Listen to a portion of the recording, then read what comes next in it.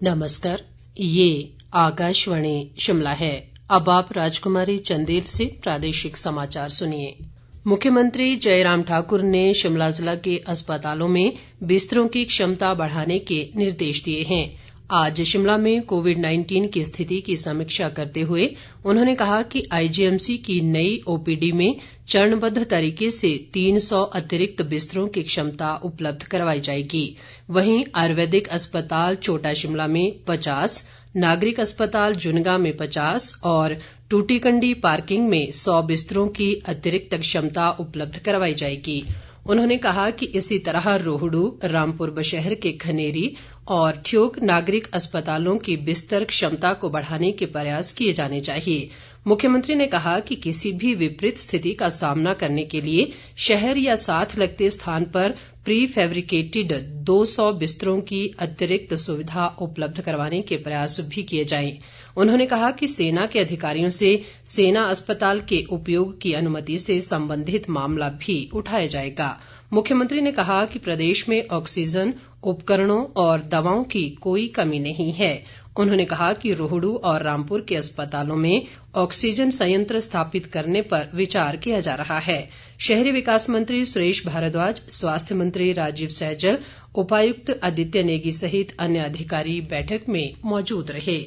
18 वर्ष से अधिक उम्र के सभी देशवासियों को कोविड से बचाव का टीका लगवाने के लिए पंजीकरण प्रक्रिया आज शुरू हो गई है। इन लोगों को 1 मई से कोविड टीकाकरण अभियान के तीसरे चरण में टीका लगाया जाएगा।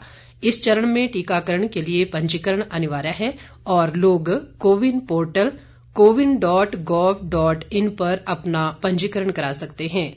इस चरण में पहले की तरह केंद्र सरकार के सभी टीकाकरण केंद्रों पर 18 वर्ष से ऊपर की आयु के सभी लोगों को निःशुल्क टीका लगाया जाएगा।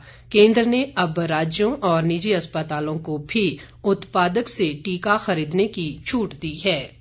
प्रदेश में कोरोना के मामलों में वृद्धि लगातार जारी है। राज्य में आज अभी तक कोरोना के 950 नए मामले सामने आए हैं, जबकि 1416 लोग स्वस्थ भी हुए हैं। आज अभी तक सर्वाधिक 218 मामले सिरमौर जिला में दर्ज किए गए हैं। प्रदेश में कोरोना के कुल मामलों की संख्या बढ़कर 92,300 हो गई है। इनमें से 14,667 मामले सक्रिय हैं, जबकि 76,199 लोगों ने कोरोना को मात दी है। राज्य में कोरोना से अभी तक 1,391 लोगों की मृत्यु हो चुकी है। प्रदेश कांग्रेस अध्यक्ष कुलदीप राठौर ने बढ़ते कोरोना संक्रमण को देखते हुए खाली पड़े सरकारी भवनों को कोविड केंद्रों के तौर पर प्रयोग करने की सलाह दी है। मुख्यमंत्री जयराम ठाकुर के साथ एक बैठक में उन्होंने कहा कि कोरोना के बढ़ते संक्रमण को रोकने के लिए कड़े उपायों की जरूरत पर बल दिया। उन्होंने कहा कि इसके लिए जनहित में पार्टी सरकार का सहयोग करेगी। राठौर ने कहा कि संकट के इस काल में कुछ दवा विक्रेता कालाबाजारी कर रहे हैं। उन्होंने इनके निरीक्षण के लिए विशेष टास्क फोर्स की जरूरत बताई। राज्यपाल बंडारू दत्तात्रेय और मुख्यमंत्री जयराम ठाकुर ने शिमला जिला में कोटखाई के फनैल गांव में हुई आगजनी की घटना पर दुख जताया है। इस घटना में एक महिला की मृत्यु हो गई और करीब 6 घर जलकर राख हो गए हैं। राज्यपाल ने प्रभावित परिवारों को रेड क्रॉस की ओर से फौरी राहत सामग्री भेजी है और प्रशासन को प्रभावित परिवारों को हर संभव सहायता प्रदान करने के निर्देश दिए हैं। मुख्यमंत्री ने दिवंगत आत्मा की शांति और शोक संतप्त परिजनों के प्रति संवेदना जताते हुए कहा कि प्रभावित परिवारों को हर संभव सहायता प्रदान की जाएगी।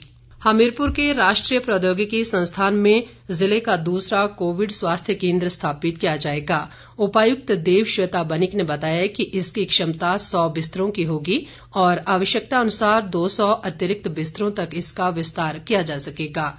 उन्होंने कहा कि स्वास्थ्य विभाग को यहां शीघ्र ही सभी सुविधाएं उपलब्ध करवाने के निर्देश दिए गए हैं। उन्होंने कहा कि जिला आयुर्वेद अस्पताल में स्थापित केंद्र में भी बिस्तरों की क्षमता बढ़ाई गई है। कांगड़ा जिला में कोविड अस्पतालों में रोगियों की उचित देखभाल सुनिश्चित की जा रही है। उपायुक्त राकेश प्रजापति ने बताया कि अस्पताल में भर्ती कोविड-19 रोगियों को स्वास्थ्य मापदंडों के आधार पर ही ऑक्सीजन की मात्रा सुनिश्चित की जा रही है। उन्होंने कहा कि जिले में ऑक्सीजन का पर्याप्त भंडारण किया गया है और इसकी कालाबाजारी करने पर सख्त कार्रवाई अमल में लाई जाएगी। इसके साथ ही ये समाचार बुलेटिन समाप्त हुआ। नमस्कार।